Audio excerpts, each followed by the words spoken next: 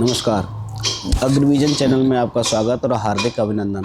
आप देख रहे हैं कार्यक्रम स्वदेश, एक ऐसा कार्यक्रम जिसमें हम बात करते हैं भारत की, भारतीय संस्कृति, भारतीय परंपराओं और उन महान विभूतियों की जिन्होंने देश को किया गौरवान्वित। और आज हम बात करेंगे भारत की संस्कृति, भारत की आस्था, राम मंदिर के बारे में। राम मंदिर के बारे में और ज़्यादा बात करने के लिए हमारे साथ हैं शिक्षाविद, राष्ट्रवादी डॉक्टर नंदकिशोर गर्ग, जिनका एक ही ध्येय है, राष्ट्र प्रथम। डॉक्टर साहब नमस्कार, स्वागत है आपका कार्यक्रम में। डॉक्टर साहब 2020 5 अगस्त 2020, 22 जनवरी 2024 और अब 25 नवंबर 2025 राम मंदिर पूरी तरह से बन चुका है। और उस पर जो ध्वजा है, जिसको धर्म ध्वजा कहते हैं, मोदी जी ने लहरा दी। उसका भारत के परिप्रेक्ष्य में, भारत के बारे में उसका क्या मायने है भारत के लिए? भारत एक शाश्वत प्रवाहमान संस्कृति का द्योतक है। सनातन परंपरा कब प्रारंभ हुई, किसने प्रारंभ की, कोई नहीं कह सकता, क्योंकि ना किसी एक ग्रंथ को मानने वाले हम लोगों, ना किसी एक व्यक्ति की। एक लंबा, जैसे गंगा नदी का प्रवाह है, ऐसे ही सनातन संस्कृति का प्रवाह है। और राम इसके एक आराध्य राष्ट्र पुरुष के रूप में उभर कर आए हैं अपने कार्यों के कारण। मैं डॉक्टर राम मनोहर लोहिया का उदाहरण देना चाहूँगा, जो नास्तिक मानते थे, समाजवादी थे, परंतु उसी क्षेत्र में जन्म हुआ था। तो उन्होंने बहुत छोटे शब्दों में राम का जो वर्णन किया और रामायण मेला प्रारंभ कराया, समाजवादी होकर भी। क्यों? क्यों? वो कहते राम इस देश के राष्ट्र पुरुष हैं। उत्तर भारत और दक्षिण भारत को जोड़ने वाला कोई एक व्यक्ति है तो वो राम है। पूरब भारत, पश्चिम भारत और मध्य भारत को जोड़ने वाले भगवान कृष्ण हैं। और शिव और माँ पार्वती पूरे ही भारत के, सांस्कृतिक भारत को जोड़ने वाले एक ऐसे युगल है। तो आपने कहा ये क्या प्रतीक है? 500 साल की बहुत संघर्ष के बाद हम सौभाग्यशाली हैं। और मैं अपने आप को ज़्यादा मानता हूँ कि श्रद्धेय अशोक सिंघल जी जब प्रांत प्रचारक बन के आए, मीनाक्षीपुरम तमिलनाडु की घटनाओं से व्यथित होकर संघ ने एक बहुत बड़ा कार्यक्रम बोट क्लब पे किया। और डॉक्टर करण सिंह, कश्मीर के महाराजा रहे, युवराज रहे, उन्होंने उस कार्यक्रम में सम्मिलित होकर एक, मैं समझता हूँ, प्राणवान बनाया।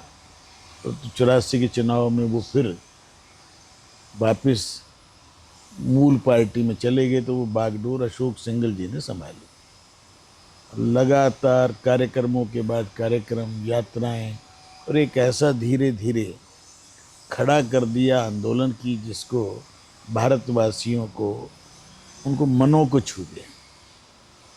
लाल कृष्ण आडवाणी जी की रथ यात्रा ने उसको विस्तार दिया। परंतु आज हमारा वो सपना इन्हीं आँखों से साकार हो रहा है, जिसके लिए हमने संघर्ष किया। 92 में ढांचा ढाया, उस दिन ये तो निश्चित हो गया था कि अब बनेगा। जब तक ढांचा नहीं ढाएंगे, जब तक बन नहीं सकता था। तो 1949 में जो संघर्ष शुरू हुए, सोमनाथ मंदिर के बाद लगता था हमें आसानी से होगा, परंतु बहुत संघर्ष करना पड़ा। और आज हम कह सकते हैं कि वो सपना पूरी तरह साकार हो गया। और 5 साल में ही इतना भव्य मंदिर, इतने लोगों का आस्था का केंद्र, पूरे विश्व के लोग वहाँ आ रहे हैं। और अयोध्या पूरे विश्व की राजधानी थी। सप्तपुरियों में विशेष स्थान, सबसे पहला नाम अवध है। और उसके अंदर आज फिर से वो शान से भारत का वो ध्वज जो भगवान श्री राम के समय में भी अयोध्या में लहराया जाता था। जो ध्वज आप फहराया है उस पर 3 चिन्ह हैं, एक सूर्य है, ओम है और वृक्ष है वो। हाँ, तो उनका क्या अर्थ है हमारी संस्कृति में? अयोध्या का जो राज चिन्ह है वो वृक्ष, जिसको आप कह रहे हैं जी, वो उस समय भी था, आज भी है जी। सूर्यवंशी हैं भगवान राम, या उनका पूरा मनु से लेके राजा दशरथ से लेके ऊपर सत्यवादी हरिश्चंद्र, भगीरथ, कितने बड़ी श्रृंखला जिन्होंने लगातार इस देश को प्राणवान बनाया। आज उनका प्रतीक सूर्यवंशी हैं, और ओम तो पूरी सरासर का जो प्रणव अक्षर मानते हैं जिसको, वो है। तो उन तीनों का कितना बड़ा ध्वज है, 20-22 फुट लंबा हो, 11 फुट चौड़ा हो। उसमें आधुनिकता ये आ गई कि उसको चढ़ाने के लिए आज की विज्ञान का, टेक्नोलॉजी का प्रयोग किया गया, और सबसे ऊंचा है। केवल एक ध्वज से ही हमारा मस्तक कितना ऊंचा हुआ, ये आज भारतवासी पूरे 200 देशों में फैले हुए लोग भी अपने आप को आज आत्म सम्मान से गौरवान्वित होते हुए, ये हम हैं, हम थे नहीं, अब हम हैं, और अब हमने फिर से विश्व गुरु भी बनना है, और आर्थिक रूप में भी हम 200-250 साल पहले तक जो उच्च शिखर था उसमें आएंगे। 75 साल पहले मेरा 1 रुपया और चांदी का 1 रुपया जो आज है, वो बराबर थे, आज जो 1300-1400 का हो गया, इसको फिर से आज ठीक है, थोड़े दिन एक ट्रांजिशनल फेज में डॉलर अभी 88 रुपये हो गया है, परंतु वो दिन की हमारी चाहत है कि जिस दिन डॉलर और रुपया बराबरी पर हो, तो वो होगा, क्योंकि आज भारत लगभग चौथा सबसे बड़ा आर्थिक रूप से उभर के आ गए हैं। तीसरा मुझे लगता है इस साल के अंत तक हो जाएंगे। खेलों में हम जिस प्रकार तेज़ी से बढ़े कि कॉमनवेल्थ गेम्स 2030 की स्वीकृति मिलना, ये भारत के बढ़ते हुए प्रभाव का द्योतक है। अहमदाबाद में ओलंपिक के लिए भी 2036 के लिए हम लोग प्रयासरत हैं। पर क्यों हैं? क्योंकि शारीरिक रूप से भी बलवान हों, बौद्धिक रूप से भी बलवान हों, चांद पे भी हमारा मिशन पहुँचे, और सूर्य की भी हम था ले सकें, समुद्र के तल की भी था ले सकें। हमारे वैज्ञानिक सब कामों में लगे हुए हैं। देश को एक सुयोग्य नेतृत्व मिला है, जो स्वयं 18 घंटे 20 घंटे मेहनत करके एक दिन में 4-4 2-2 देशों में होके आके फिर सुबह तरोताज़ा होकर देश के लिए लगा रहे। तो राम भी तो यही थे। राम ने, दशरथ के राम युवराज रह जाते या राजा रह जाते, वनों में जाकर रावण के उस साम्राज्य को समाप्त करके वापस आए, तो वो भगवान राम के रूप में आए। और भगवान कौन है? जो अपने शिक्षा से, आदर्शों से हमें शिक्षा दे।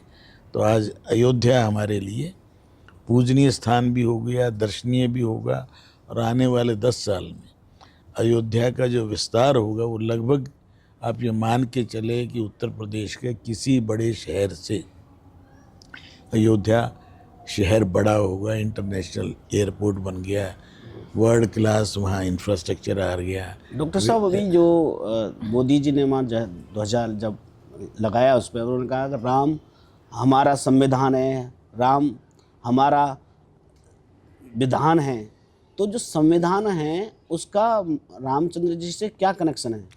राम जैसा कनेक्शन क्या होगा? संविधान क्या है? संविधान सबके साथ एक जैसे नियम, कायदे, कानून लागू हो। धोबी के कहने से जो अपने प्रियतम, जो पहले ही वनों में और वनवास काट के आई हो, फिर से वनों में भेज देना।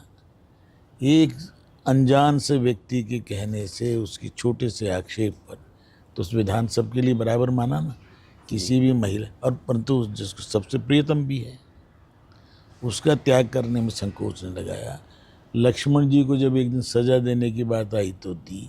उनके लिए सब बराबर थे, और इसीलिए आज उनका नाम है। हजारों साल पूर्व, कोई गिनती नहीं बता सकता, पर कम से कम 8000 साल वैज्ञानिक भी बता रहे हैं। और वेदों के काल से आज तक राम हमारा राष्ट्र पुरुष हैं। महात्मा गांधी भी राम की सबसे प्रिय वो थे, भक्त थे, और राम राम की धुन गाते हुए उन्होंने अपने प्राण त्यागे थे। भारत के संविधान में भी जब लोगों को लगा, सरदार पटेल को और बाकी लोगों, इसमें कागज़ का ये तो केवल वो बन गई एक पुस्तक। तो फिर नंदलाल बोस को रविंद्रनाथ टैगोर के जो शांति निकेतन से बुलाकर उनमें जो चित्रों का चित्रण किया, जिसको सेकुलरवादियों ने उस किताब को भी गायब कर रखा था, जो पुनर्प्रकाशित होकर आई है, तो उसके अंदर चित्र हैं कम से कम 5-6 चित्र जो राम के, जानकी, लक्ष्मण और उन सब का उन्होंने समावेश किया, क्योंकि संविधान को जीवंत बनाया। और वही इसलिए मोदी जी ने तो संविधान के परम भक्त हैं, संसद को मंदिर मानते हैं, तो पहली बार भी जब एंट्री की तो किस प्रकार साक्षात दंडवत करते किया, किस प्रकार वहाँ तमिलनाडु से ला के जो दंड है उसको स्थापित किया स्पीकर के बराबर में। तो भारत की जो परंपराओं को हमने जो ठुकरा दिया था और नई पीढ़ी को वही पढ़ा दिया था कि बाबर से शुरू करें औरंगजेब तक आए, तो आज किसको याद था गुरु तेग बहादुर के साथ किसने बलिदान दिए? एक ही परिवार के कितने लोगों ने बलिदान दिए, किसके लिए? धर्म की रक्षा के लिए, देश की रक्षा के लिए, और उस संकल्प को पूरा किया, देश को आज़ाद कराया। तो आज हम ऋणी हैं उन लोगों के जो राम से प्रेरित होते थे। गुरु गोविंद सिंह जी ने जितने रचनाएं की उनमें राम का, दुर्गा का, शिव का पूरा उनके हर शब्द में वो है। तो मैं समझता हूँ कि आज पूरा भारत एक जागृत भारत है और लक्ष्य की तरफ बढ़ रहा है। तो विवेकानंद के सपनों का भारत, जिनका पुराना नाम नरेंद्र ही था, आज का नरेंद्र शायद विवेकानंद ने ही प्रेरणा दे के भेजा है, क्योंकि ये तो संन्यास लेके उसी आश्रम में चले गए थे चारगाछी में। तो मैं समझता हूँ कि भगवान अपने सब अधूरे कामों को पूरा कराने के लिए किसी न किसी को दायित्व देता है, आपको मेरे को, जिसको जो दायित्व मिले उसको पूरा करें। यही भगवान की आराधना है, पूजा है, और यही हमारा कर्तव्य है। डॉक्टर साहब, रामायण में लिखा है, राम राज्य बैठे त्रैलोका, हर्षित भये गए सब शोका। तो क्या ऐसा समय आ जाएगा कि सब लोग हर्षित रहेंगे, कोई तरह की परेशानी नहीं रहेगी? मैं समझता हूँ धीरे धीरे आ रहा है उसकी वो जो उसको आप महसूस करेंगे तो आपको लगता है कि आज कोरोना काल में बाद पूरा विश्व कितना घबराया हुआ था, और उसके बाद लगातार 80 करोड़ लोगों को भोजन मिल रहा है। तो राम के राज में कौन भूखा भी नहीं सोता था? सबको मकान मिले, यही सपने थे। तो आज सबको शौचालय मिल गया, मकान मिल रहा है। लगभग 6 करोड़ लोगों को पक्का मकान, बिजली, पानी, गैस, वाईफाई समेत हर सुविधा जो आधुनिक युग की है वो भी मिले, और हम अपनी संस्कृति के प्रति श्रद्धा रखते हुए आगे बढ़ें। तो हम निश्चित तौर पर उसी रास्ते पर चल रहे हैं। धन्यवाद सर। निश्चित तौर पर ये ध्वजा नहीं, एक ये ध्वज नहीं, ये हमारी आस्था है, और इस आस्था को हमें अपनी नई पीढ़ी को ही बताना है।